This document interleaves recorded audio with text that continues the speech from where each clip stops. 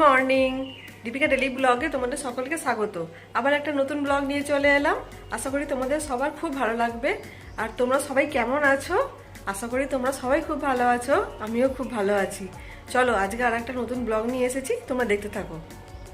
উঠে ফ্রেশ হয়ে নিয়েছি, এবার চা করব। ফ্রেশ হয়ে ফুল তোলা হয়ে গেছে, ফুল তুলে ফুল তো আজ বেশি পাইনি, একটা দুটো পেয়েছি, ওপরে দেখতে হবে কটা আছে। আর এবার চা করতে যাব, চাটা করে বিছানা গোছাবো। চলো হ্যাঁ।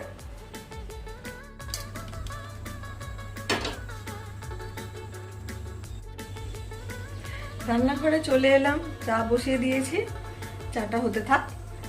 আর রান্নাঘরের সামনে দিয়ে কি সুন্দর একটা মিষ্টি রোদ আসছে।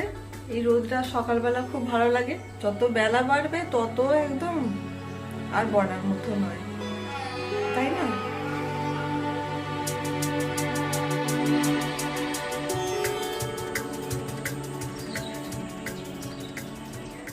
এই রুমে এলাম, চাটা খেয়ে দিয়ে এবারে বিছানা গোছাবো।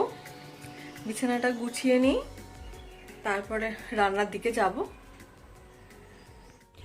আজ হচ্ছে ঝিঙে আলু পোস্ত করব, আর কাঁচকলা ভাজা করব, আর মাছটা আছে, এই আমটা দিয়ে হয়ে যাবে। আর এই কুমড়োটা একটু ভাতে দিয়ে দেব। এই হচ্ছে আমাদের আজকে লাঞ্চ মেনু। চলো একে একে কেটে নিই, তারপরে দেখাচ্ছি। আগে কাঁচকলাটা ভাজতে দেব, তারপরে বাকি সবজিগুলো কাটবো। এটা ততক্ষণ হতে থাকবে। এদিকে তেল বসিয়ে দিয়েছি।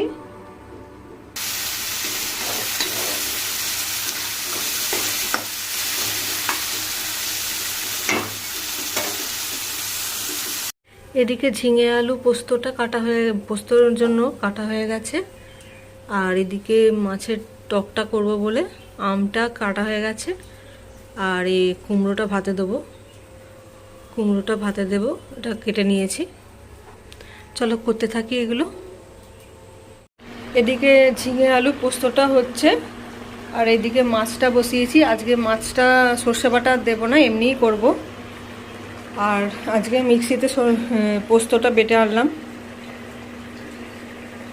আজকে আর শিলে বাটতে ইচ্ছা করছে না, তাই জন্য।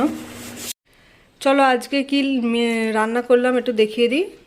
এটা হচ্ছে ঝিঙে আলু পোস্ত,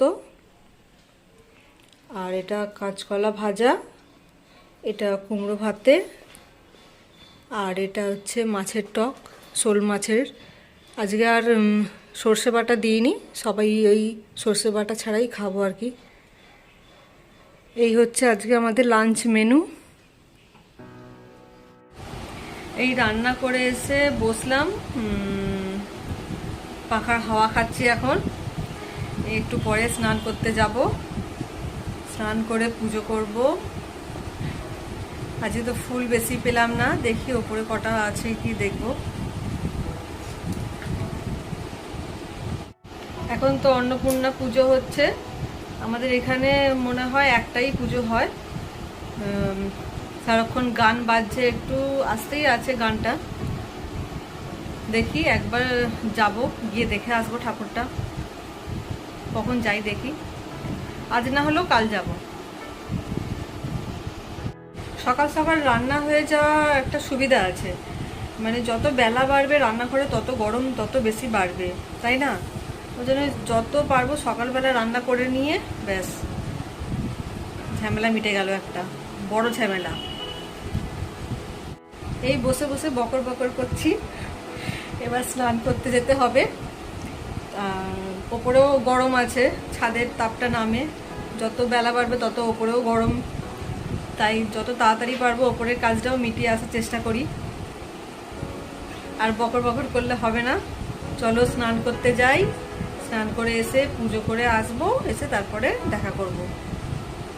সকালে যে নাইটিটা পরেছিলাম সেই নাইটিটা রান্নাঘরে কাজ করতে গিয়ে ভিজে গেছে, আবার এই বাসে নাইটিটা পরলাম, পরে এসে আবার স্নান করব এবার। ঠিক আছে, এই স্নান পুজো করে এলাম, এসে এবার একটু বসবো, আপাতত কোনো কাজ নেই। চলো বসি, তারপরে পরে আবার তোমাদের সামনে আসবো। ঠিক আছে, টাটা। এই লাঞ্চ করলাম, এখন বাজে 1:30, 1টার সময় খেতে বসেছিলাম। তো মোটামুটি হয়ে গেল খাওয়া দাওয়া। এবার একটু রেস্ট নেব গিয়ে। চলো আবার পরে আসবো। আজকে দুপুরবেলা প্রচণ্ড পরিমাণে ঘুমিয়ে পড়েছি, মানে পুরো লম্বা একটা ঘুম দিলাম।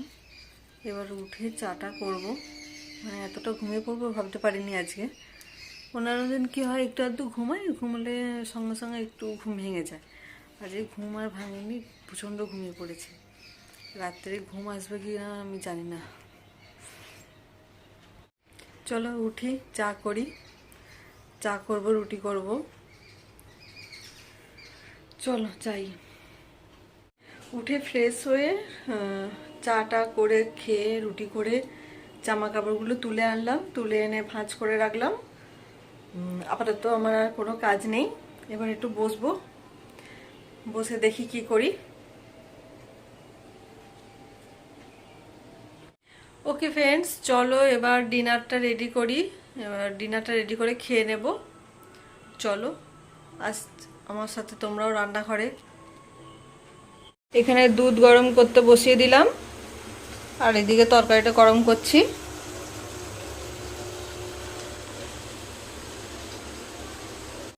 আর একজন রাত্রির বেলা এসে হাজির। রাত্রির বেলা কি আর মাছ মাংস পাবি? তুই কি রাত্রে রুটি খাবি? কিরে, ও কিন্তু দুধ রুটি একটু আধটু খায়, দিলে দেখি আজকে দিয়ে দেখবো খাই কিনা। রোজ রোজ আবার খাবে না, যেদিন ওর মুড হবে সেদিনকে ওর দুধ রুটি খাবে। ঘুম পেয়ে গেছে, হাই তুলছে। এই খেয়ে এলাম। চলো আজকে ভিডিওটা এই পর্যন্তই রাখলাম। তোমাদের ভালো লাগলে একটু সাবস্ক্রাইব করে দিও। Good night, sweet dreams. তোমরা সবাই খুব ভালো থেকো, সুস্থ থেকো। Tata, bye bye.